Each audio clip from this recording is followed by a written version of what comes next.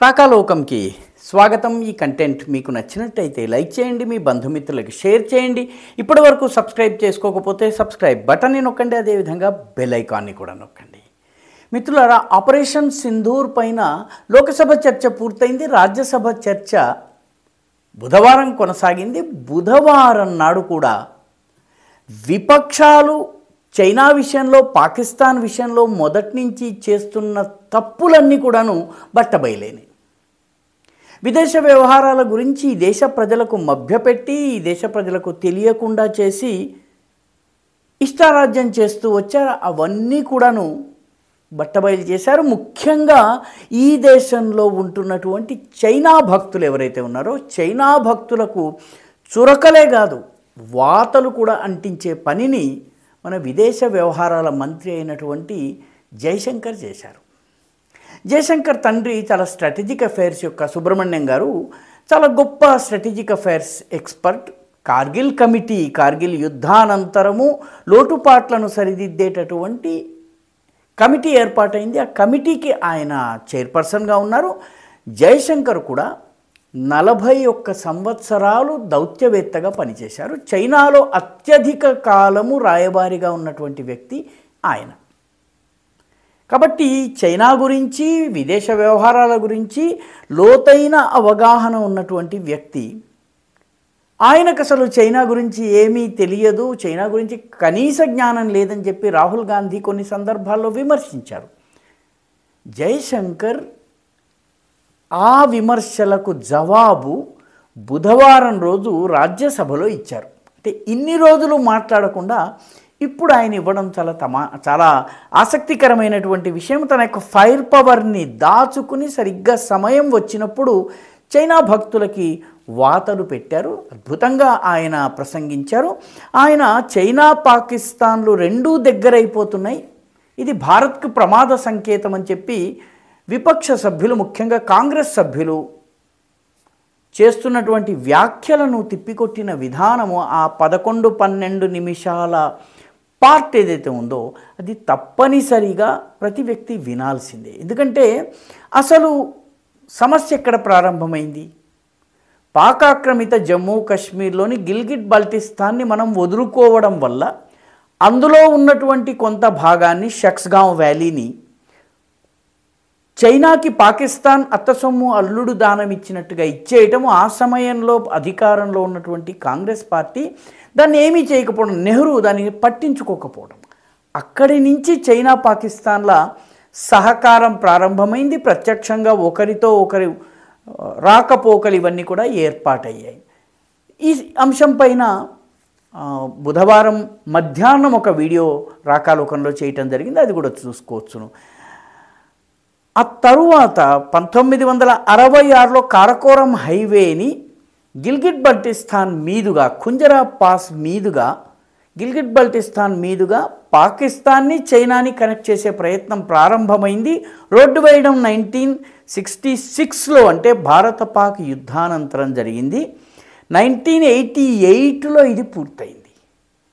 అప్పటి వరకు అధికారంలో ఎవరున్నారు? ఏ పార్టీ ఉంది? దీన్ని ఎవరు నిరోధించలేకపోయారు? ఈ ప్రశ్నలకు జవాబు ఇవ్వాల్సి వచ్చింది. 1966లో చైనా పాకిస్తాన్ మిలిటరీ కోఆపరేషన్ గురించి ఒప్పందం చేసుకున్నారు. ఆ తర్వాత 1976కి 10 ఏళ్ల తరువాత న్యూక్లియర్ ఎనర్జీ విషయంలో, పరమాణు బాంబుల విషయంలో చైనా పాకిస్తాన్లు ఒప్పందం కుదుర్చుకున్నాయి. 2005లో పాకిస్తాన్కి చైనాకి మధ్య మైత్రి సంధి జరిగింది. 2006లో ఫ్రీ ట్రేడ్ అగ్రిమెంట్, స్వేచ్ఛా వాణిజ్య ఒప్పందం జరిగింది. 2013లో గ్వాదర్ పోర్టుని ఇచ్చేయటం జరిగింది. ఇవన్నీ జరుగుతున్నటువంటి సమయంలో కాంగ్రెస్ ప్రభుత్వాలు అధికారంలో ఉన్నాయి. కాబట్టి చైనా పాకిస్తాన్లు చేరువవుతున్నటువంటి ప్రక్రియ 1963 నుంచి ప్రారంభమైంది. 63లో షక్స్గావ్ వ్యాలీని ఇవ్వడంతో ప్రారంభమైంది. షక్స్గావ్ వ్యాలీకి సంబంధించి నెహ్రూ చేసిన తప్పిదాలు, ఆ తరువాత వరుసగా వచ్చినటువంటి ప్రభుత్వాలు చేస్తూ వచ్చిన తప్పిదాల వల్ల చైనా పాకిస్తాన్లు చేరువయ్యాయి. హఠాత్తుగా చేరువ కాలేదు. ఈ విషయాన్ని జయశంకర్ చాలా సమర్థవంతంగా ఎత్తి చూపడమే కాకుండా నేను చైనా ఎక్స్పర్ట్ని కాదు, ఇక్కడ కొందరు చైనా గురువులు ఉన్నారు అని ఆయన జయరాం రమేష్ని ఉద్దేశించి అన్నారు. చిదంబరంని గతంలో మంత్రిగా పనిచేసినటువంటి హోంమంత్రిగా, ఆర్థిక మంత్రిగా పనిచేసినటువంటి చిదంబరం అన్నారు. రాహుల్ గాంధీని కూడా అన్నారు. నేను చైనా గురువుని కాదు, ఒలింపిక్స్కి వెళ్ళి ఒలింపిక్స్లో ఎవరెవరినో కలిసి చైనా గురించి విషయాలు తెలుసుకుని వచ్చి అర్థం కాని విషయాలను తెలుసుకునేందుకు చైనా రాయబారితో రహస్యంగా పాఠాలు నేర్చుకున్న వాడిని నేను కాదు అన్నారు. ఇవన్నీ కూడాను రాహుల్ గాంధీ మీద ఉన్నటువంటి ఆరోపణలు. రాహుల్ గాంధీ డోక్లం విషయం వచ్చినప్పుడు కూడాను మన వ్యూ తెలుసుకునే ముందు ఆయన చైనా వ్యూ తెలుసుకున్నారు. చైనా రాయబార కార్యాలయానికి రహస్యంగా రాత్రిపూట వెళ్ళి ఆ ఫోటోలు బయటకు వచ్చిన తరువాత వాళ్ళు దాన్ని డిఫెండ్ చేసుకోలేక చాలా ఇబ్బంది పడ్డారన్నమాట. సరిగ్గా ఈ గత మోదీ ప్రభుత్వం రావడానికి ముందు 10 సంవత్సరాల యూపీఏ ప్రభుత్వం ఉన్నప్పుడు ఏం జరిగింది అది కూడాను జయశంకర్ చాలా సమర్థవంతంగా వాతలు పెట్టినట్టుగా చెప్పారు. యూపీఏ ప్రభుత్వ సమయంలో చైనాతో వ్యూహాత్మక భాగస్వామ్యాన్ని దానికి సంబంధించిన ఒప్పందం చేసుకున్నది. నిజానికి 38,000 చదరపు కిలోమీటర్ల భూభాగాన్ని అక్సాయ్ చిన్ని చైనా ఆక్రమించుకుని కూర్చుని మిగతా అరుణాచల్ కూడా మాది అని చెబుతున్నటువంటి చైనా తోటి వ్యూహాత్మక భాగస్వామ్యం ఎలా కుదుర్చుకుంటారు అని చెప్పి జయశంకర్ ప్రశ్నించారు. అదేవిధంగా 2006లో వాణిజ్యపరమైనటువంటి ప్రాంతీయ వాణిజ్య ఒప్పందాలు చేసుకున్నారు. ఇందులో భాగంగా అత్యంత కీలకమైనటువంటి టెలికమ్యూనికేషన్ సెక్టర్లో 3G 4G సేవల విషయంలో చైనా ఈ దేశంలో ప్రవేశించింది. పర్యవసానంగా మన కమ్యూనికేషన్ వ్యవస్థ అంతా కూడాను చైనా చేతుల్లోకి వెళ్ళినటువంటి పరిస్థితి.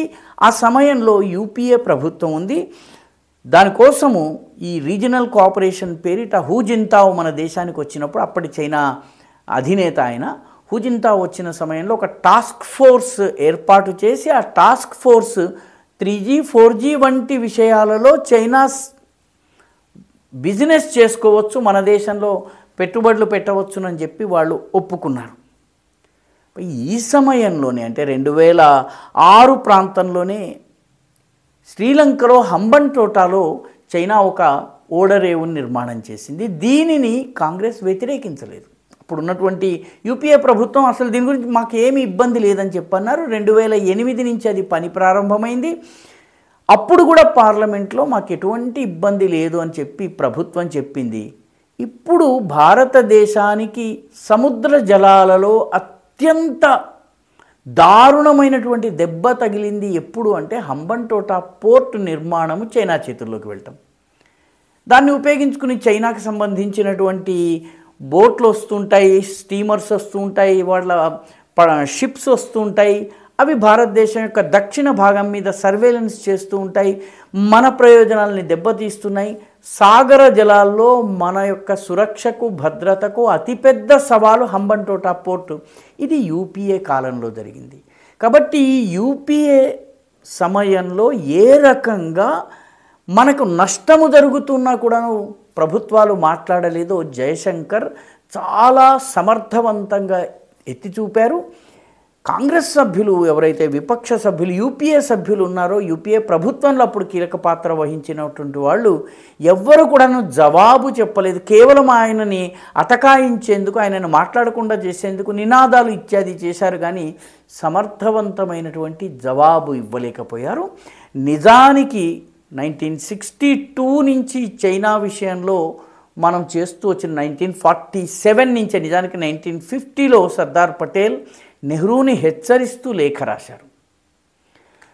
ఆ 10 పేజీల లేఖ. ఆ లేఖలో చైనా మనకి సమస్య కాబోతోందని హెచ్చరించారు, టిబెట్ విషయం ప్రస్తావించారు.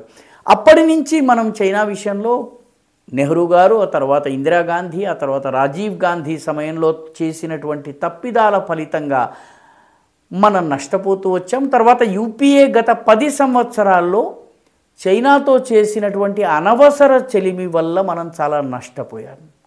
ఆ విషయాన్ని జయశంకర్ అత్యంత సమర్థవంతంగా ఎత్తి చూపారు. చైనా భక్తులుగా మన పార్లమెంట్లో ఉంటూ, మన దగ్గర ఉంటూ, మన దేశంలో నాయకులుగా చలామణవుతూ చైనా భక్తులుగా ఉన్నటువంటి వాళ్లకు బ్రహ్మాండమైనటువంటి వాతలు ఆయన బుధవారం నాడు పెట్టారు.